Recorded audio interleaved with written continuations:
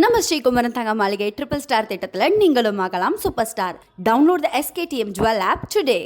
தமிழகம் மற்றும் புதுச்சேரியில் புதன் அன்று ஓரிரு இடங்களில் இடி மின்னலுடன் கூடிய லேசானது முதல் மிதமான மழை பெய்யக்கூடும் என வானிலை ஆய்வு மையம் தெரிவித்துள்ளது.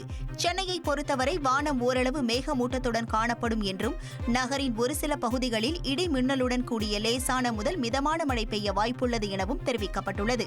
மேலும் சூறாவளி காற்று வீசக்கூடும் என்பதால் தென்மேற்கு மற்றும் அதனை ஒட்டிய மத்திய மேற்கு வங்கக்கடல் பகுதிகளுக்கு அப்பால் உள்ள வட தமிழகம் மற்றும் தெற்கு ஆந்திர கடலோர பகுதிகளிலும் மத்திய வங்கக்கடலின் ஒரு சில பகுதிகள் மற்றும் அதனை ஒட்டிய வடக்கு வங்கக்கடல் பகுதிகளிலும் தென்மேற்கு அரபிக்கடல் மற்றும் மத்திய மேற்கு அரபிக்கடல் பகுதிகளிலும் கர்நாடகா கேரள கடலோர பகுதிகள் மற்றும் அதனை ஒட்டிய லட்சத்தீவு பகுதிகளிலும் மீனவர்கள் மீன்பிடிக்க செல்ல வேண்டாம் என்று அறிவுறுத்தப்பட்டுள்ளனர்.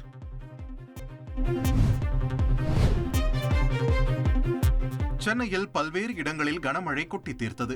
காலை முதல் வெயில் வாட்டி வதைத்த நிலையில் மாலை வேளையில் வானம் மேகமூட்டமானது. இரவு 7 மணிக்கு மேல் தியாகராய நகர், வள்ளுவர் கோட்டம், எழும்பூர், வியாசர்பாடி, பெரம்பூர், புரசைவாக்கம், திருவல்லிக்கேணி என நகர் முழுவதும் பரவலாக மழை கொட்டியது. இதேபோல் புறநகர் பகுதிகளான ஆலந்தூர், ஆதம்பாக்கம், மீனம்பாக்கம், கிண்டி, பரங்கிமலை உள்ளிட்ட பகுதிகளில் பலத்த காற்றுடன் மழை பெய்ததால் குளிர்ச்சியான சூழல் நிலவியது.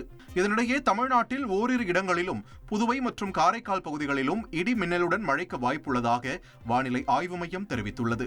சென்னையில் ஒரு சில இடங்களில் மழைக்கு வாய்ப்புள்ளதாக தெரிவிக்கப்பட்டுள்ளது. நம்ம ஸ்ரீகுமரன் தங்க மாளிகை ட்ரிபிள் ஸ்டார் திட்டத்தில் நீங்களும் ஆகலாம் super star. Download the SKTM jewel app today.